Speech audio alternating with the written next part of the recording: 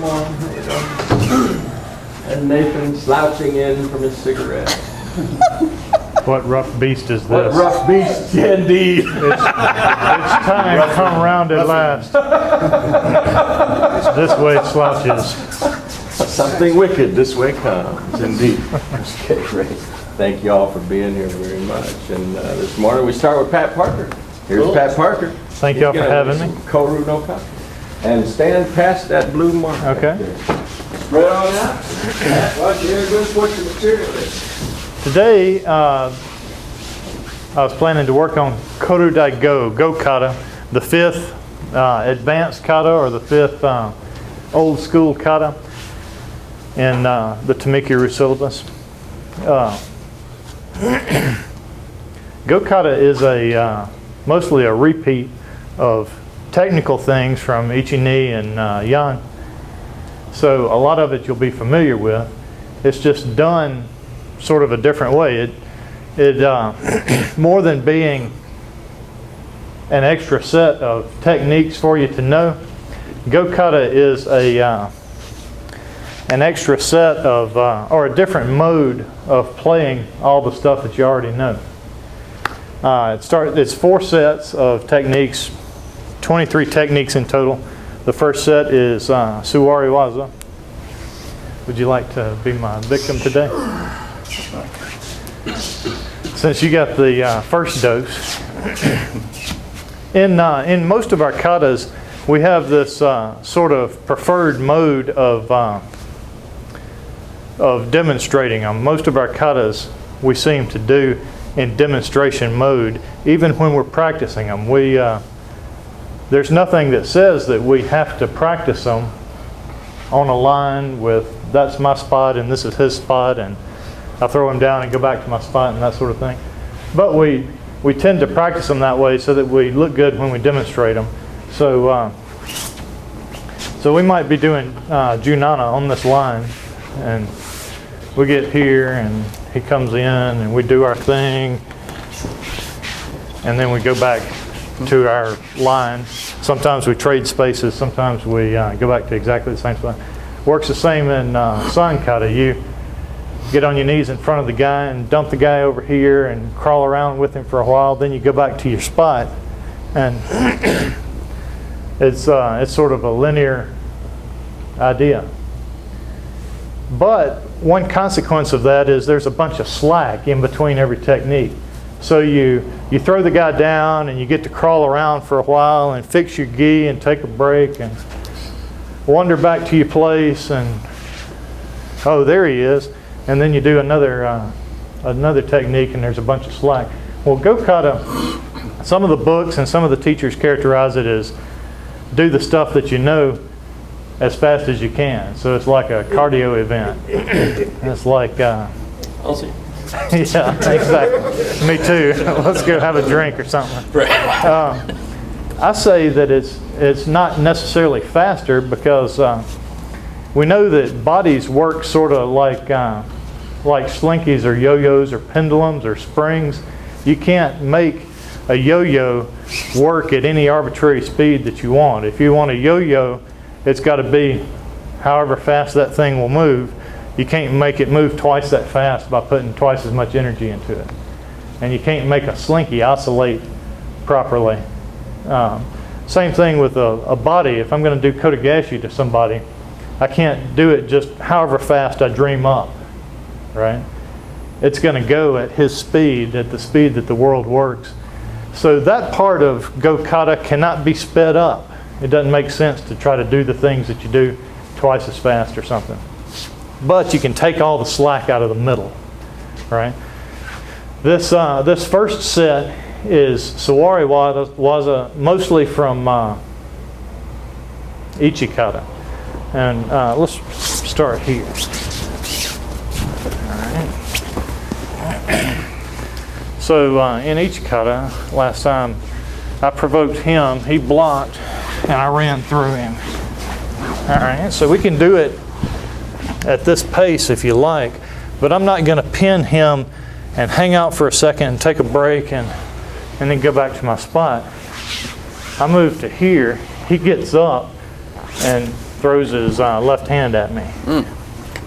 Right, so he's re-attacking from where he lands. Right, and I set him down, take a step back, and he throws his right hand at me.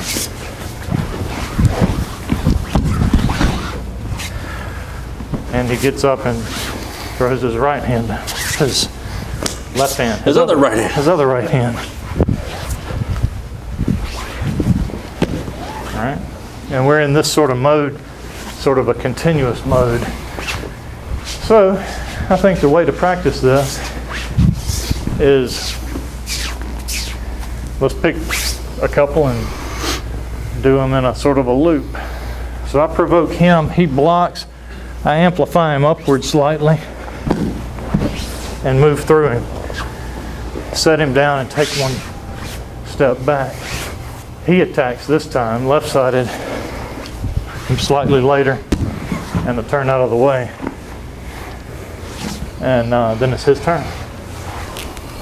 Questions about that?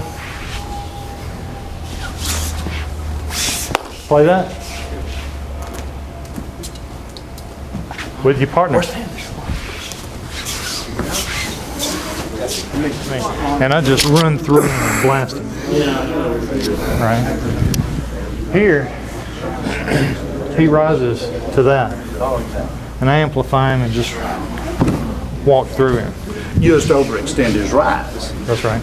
Okay, thank you. It's a floating throw. Right, that's what we, thank you very much. The second strike is different. The second strike is... The second one is if we're taking turns, taking some time to do our thing. Right. In the first one, I take the time slot and overpower his. He doesn't get to take his time. In the second one, he takes his turn. I take my turn. So I'm, by definition, later in time. Right. Because I'm later, he tends to be coming down on me. Right. So I have to turn out of the way instead of overpowering. Right. It's the back. We got to run. I remember something. I have a question for you. Is it all the way through, or is it turning immediately? No, go all the way through and lay him on his face. Take one step away, and when he gets up, he puts his left hand in the blender. Yeah, that's more. That's mold. Yes, it's more through the body. Then here, Here comes to the left, and you turn the corner. An example of an action like this in San kata, it appears twice, one on the knees and one on the ground. When he chops you and you just spear through him. And this also goes back to the Yoshinori Kono videos that we've been watching, where he's talking about, he's emphasizing sugiyashi, and he's emphasizing same arm, same foot sort of action. In Yan kata, when we're on our knees or when we're standing, he comes in here to chop me. Yoko? Yeah. And you enter strongly at the right time and just spear through him, right? It's the same thing here if we're doing the kneeling thing, but standing up. We're here and I provoke him, and I'm over here a step or two. I don't pin him, so he attacks again.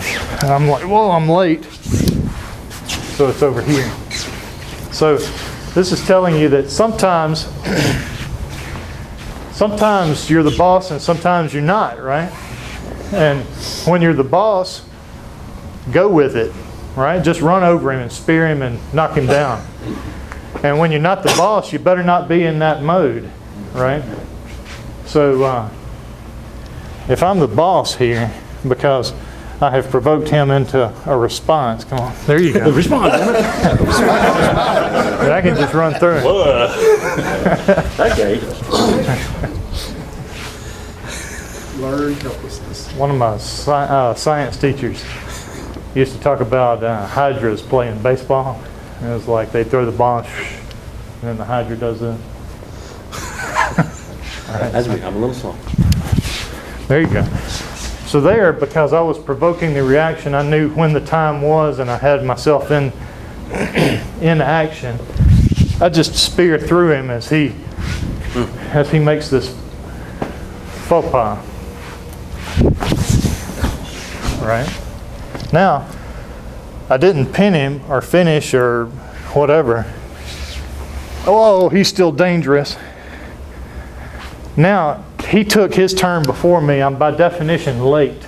So, oh no. So I can't be the boss. I have to be doing something else. So you're either the boss or you're not. And you have to figure out, that's one of your first projects in Aikido, is to figure out when you're strong and when you're not. Now the next couple of things, one of them comes from Ichikata, one of them is just inserted there. I'm not sure where it comes from, but here we are. These things alternate left and right, so we're back to the right side, we're back to uke attacking. And again, we're not at our origin points. We're just wherever we ended up on the mat. Right? And he rises and I'm still later. So I shuffle this thing off and turn, take the yankyo or the baseball bat grip and lay it down and back off from him. And he throws his other hand into the blender. I'm like, whoa!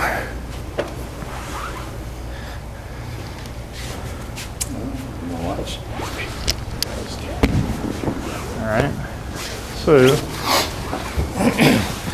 getting a couple of variations, a couple of interesting things. I'm real late here. A couple of people were talking about whether it's live toes or dead toes. Whether I can pop myself up to a strong position in time or not is sort of what I'm talking about by I'm late, right?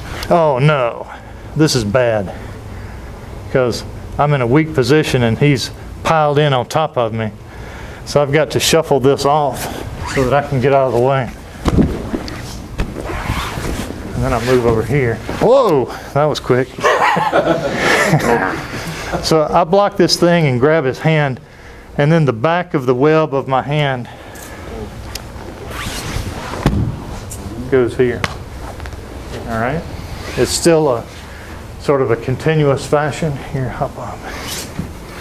But the action is here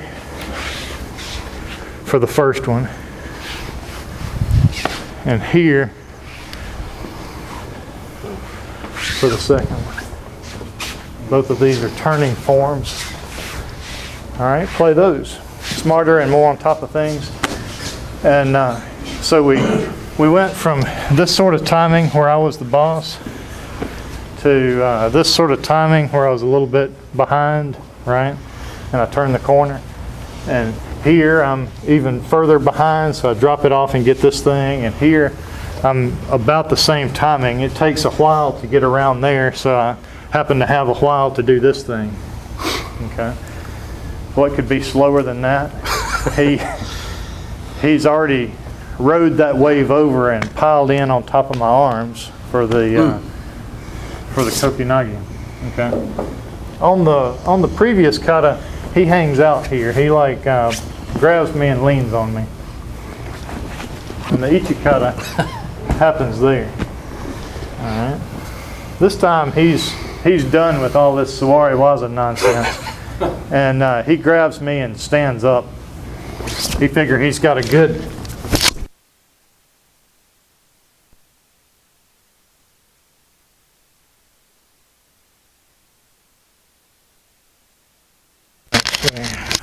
All right, so he's over there. I just dumped him over there.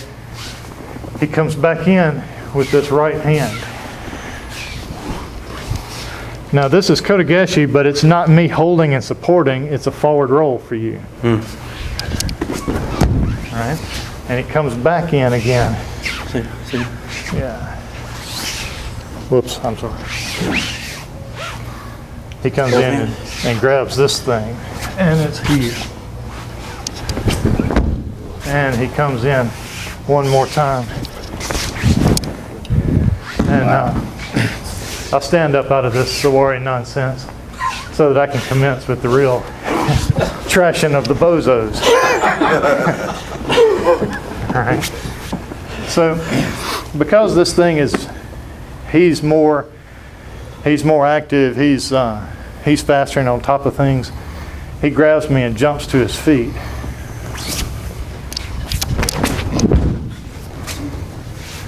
And he's back on top of me before I can get up. And he's back on top of me before I can get up.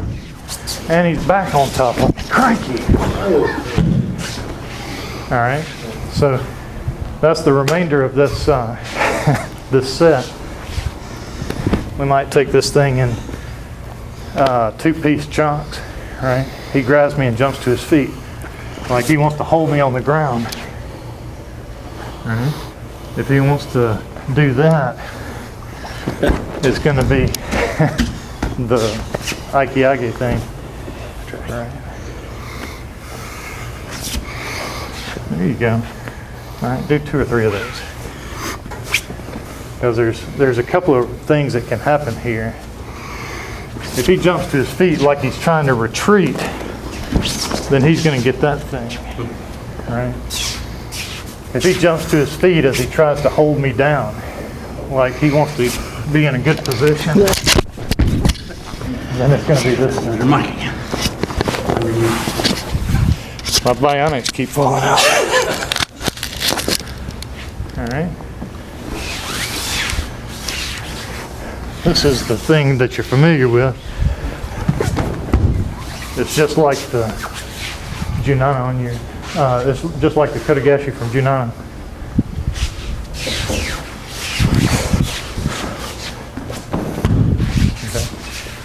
Okay. Except for the purposes of doing this exercise, you're letting him do his forward roll so that he can jump on you again. All right? Play that. Watch out around you if you start throwing ukes across the room. Interesting thing that you see that applies to all of this, and you really see it a lot in this set of several techniques.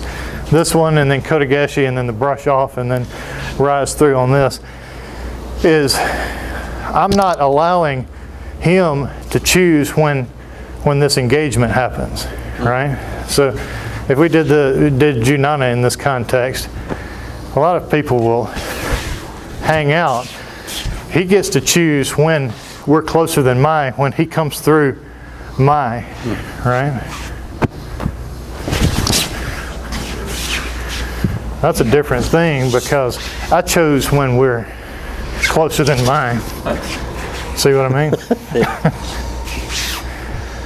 Similar to the first thing in here where we're not doing anything, so I provoke you and I do my thing.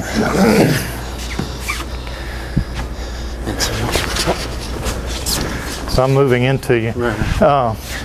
You really see that on the Sawari here. On the Hami Handachi, he gets up to his feet. Just the two-handed.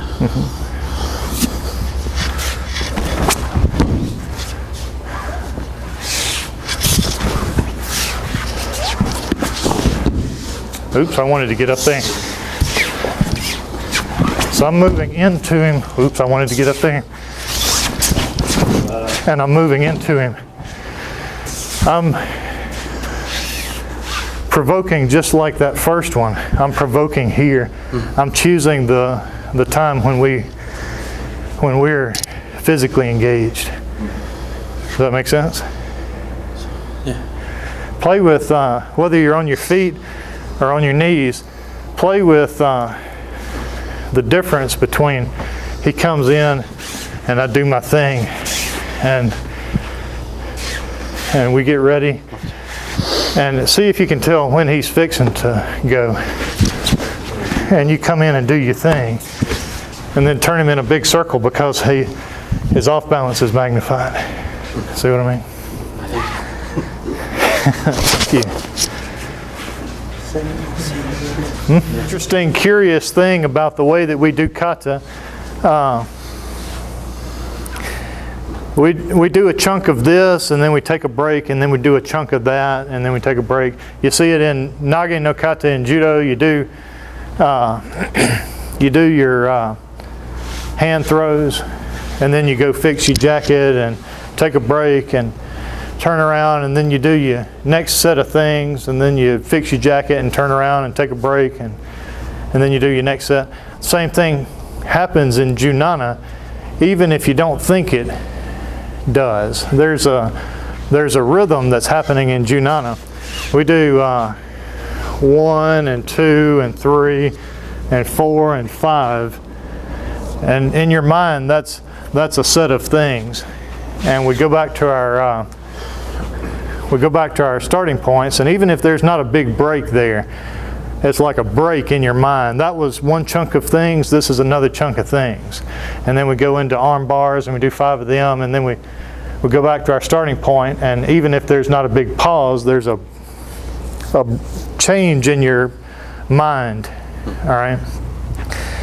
Same thing's happening in the Koryu kata. They're divided into chunks, and frequently you do, like in San kata, you do a few sawari waza, and then you go back to your starting point and you do a few hame handachi, and then you go back to your starting point, you do a few of these and a few of those and a few of these and a few of those. This is an interesting kata. Go kata is interesting partly because it blurs those lines in a neat way. So we started out saying we're doing sawari waza, right?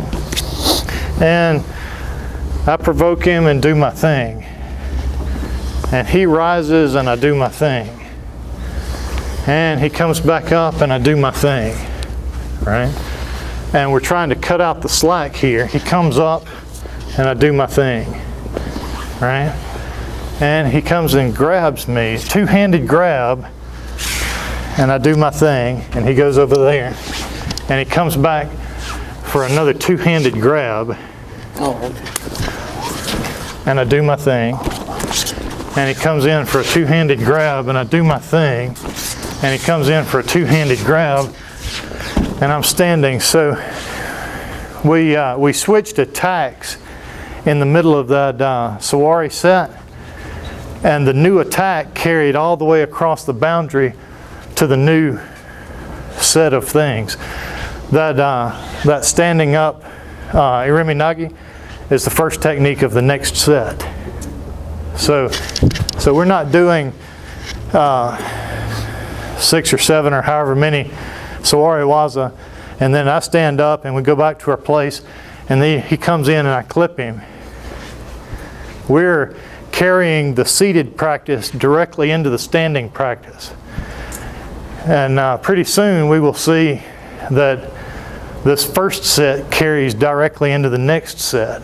And so these things are blended together like that, which makes an interesting practice. Somebody asked me a while back when I was talking about this, well, why don't we do that in all of our katas? I don't know. But it has something to do with this kata mode thing, the way that we do kata. It has something to do with how we want to do a good demo. So when we're in practice, we do it like we were in a demo. So I'm demonstrating to the guys over here because they're the VIPs. And so I do my thing and I move back to here so that I can clearly demonstrate number 2 to them, and so on. Well, there's nothing to say that we couldn't do Junana, bust the guy and he gets up, and I bust the guy and he gets up, and I bust the guy here, and we're all over the mat. Doesn't necessarily make for a good demo for this guy, but it's a good practice mode, but we never do that. Go kata is kind of a permission to do that. All right.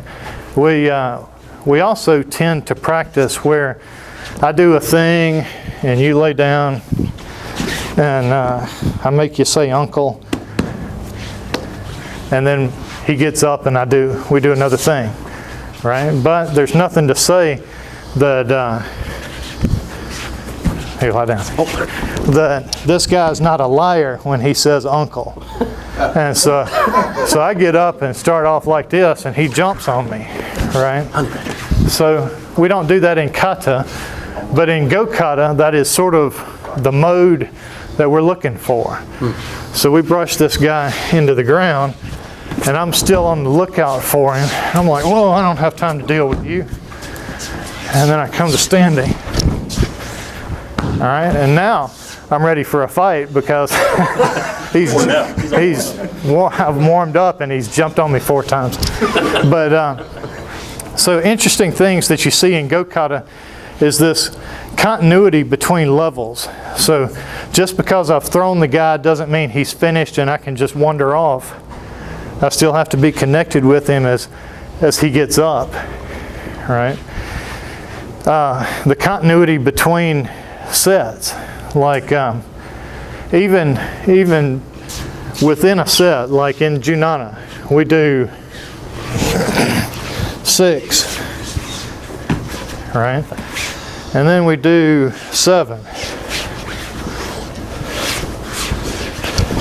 And in your mind, those two sort of go together. So that was a chunk. And take that and put it in its box, and then we do 8. And then we do 9. And those two were a different thing that you put in a different box in your brain, right? What's to say that the rhythm of this thing isn't 6, period, 7, 8, period, right? You can put those pauses or those segmentations wherever you want. And go kata is sort of a explicit permission to do that in a big kata set where you don't typically have permission to do that. Does that make sense? All right. So for review, you can do this on your knees or standing. We get here, he blocks and I run through him. All right. I let him up, but I'm watching out because he's a liar. And I was a little bit late there. And I'm not sitting on him and pinning him till he honestly cries uncle. Oh, I should have. Right? And he gets up. Cranky, he's still attacking. Right?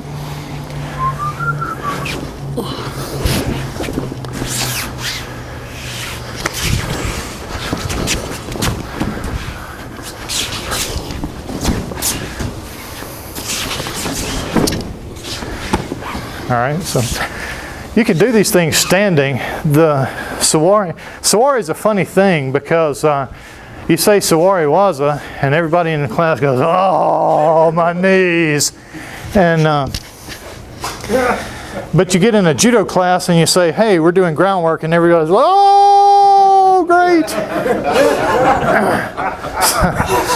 What's the deal? It's the same guys. It is actually easier to get these things right in sawari, right? We get here and we've taken a bunch of the variables out of this thing. All right, so we can practice a real pure thing here, right? Because we're not distracted by all the weirdness in our feet and our legs. You can do this stuff standing, but you have to be ruthless with yourself that you're not going to do this in the middle of the thing and just wander about. So your footwork has to be similar in standing and sawari. But other than that, you can do all your sawari standing if you groan about your knees. All right. Let's find you a partner and play the whole set of these things. So it's provoke and run through him. Turn out of his way. Turn out of his way. Turn out of his way. Brush him off of you. Kotegashi. Brush him off of you. And rise through him. All right. So play that with your partners for the remainder of our morning session. And you start bridging, right? Escape before the hammer's Right. set. Because they're actually designed to pin you. Right, yeah, that's right.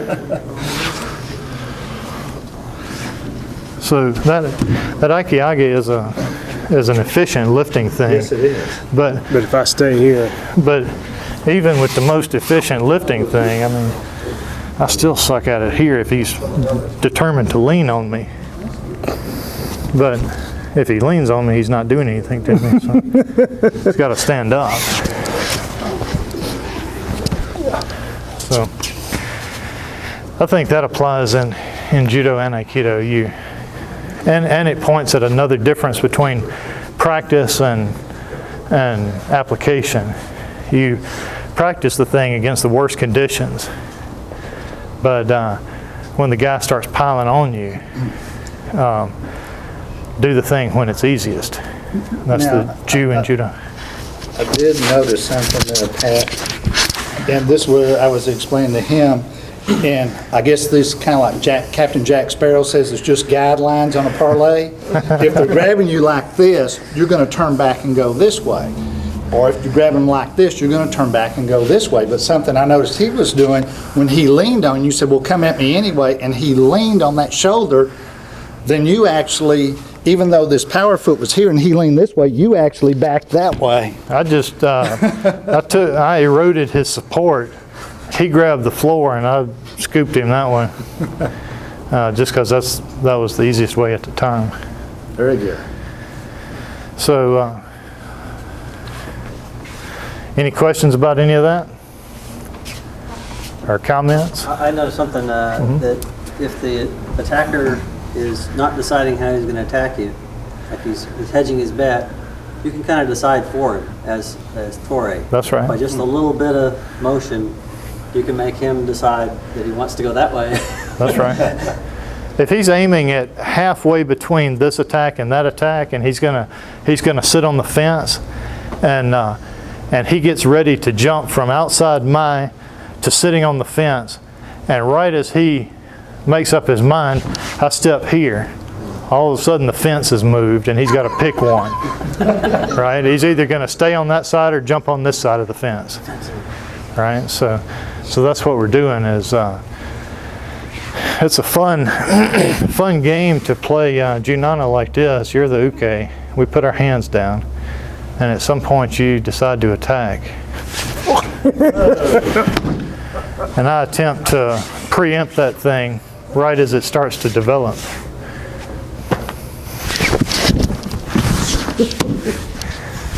Frequently it turns out like that because he either jumps over the fence or stays on that side.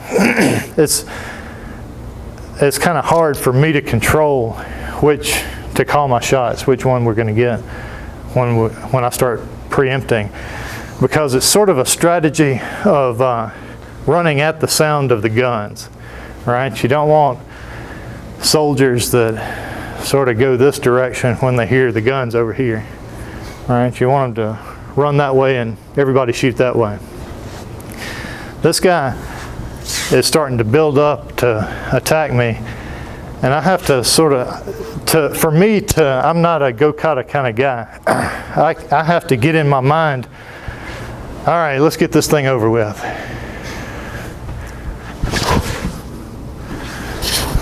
And it's going to be, he might bust me and kill me and knock me down and do stuff to me, but he's going to do it with me spearing through his throat.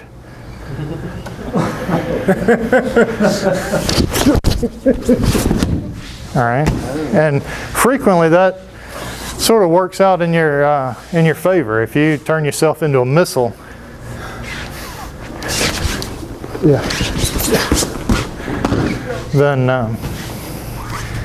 Then we get some. I get to choose when the encounter happens, whereas this sort of thing is just him running over me worse and worse every step.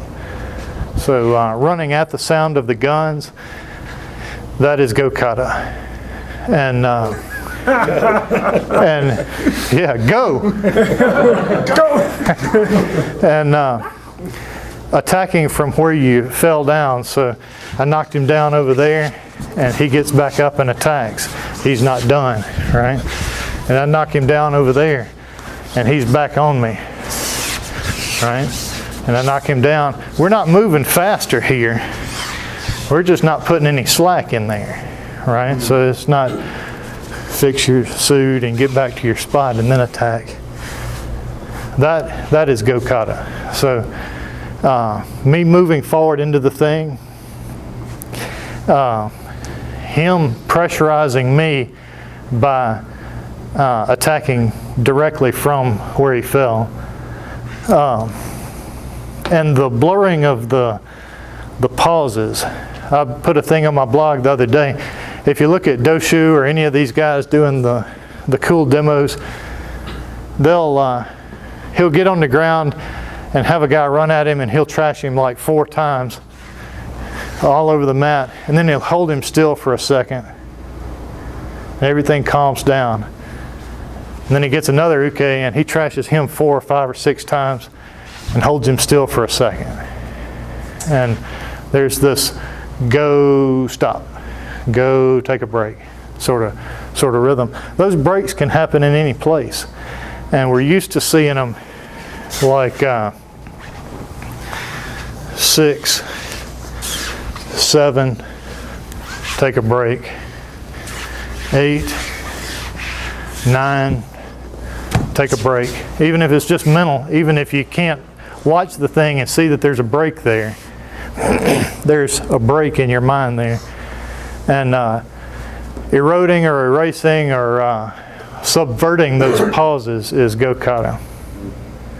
All right, so we're going to play with some more sets of that in the subsequent days. Let's circle up and knock off for this morning. Very good. Good time. Brilliant piece of work. Thank you. Bravo.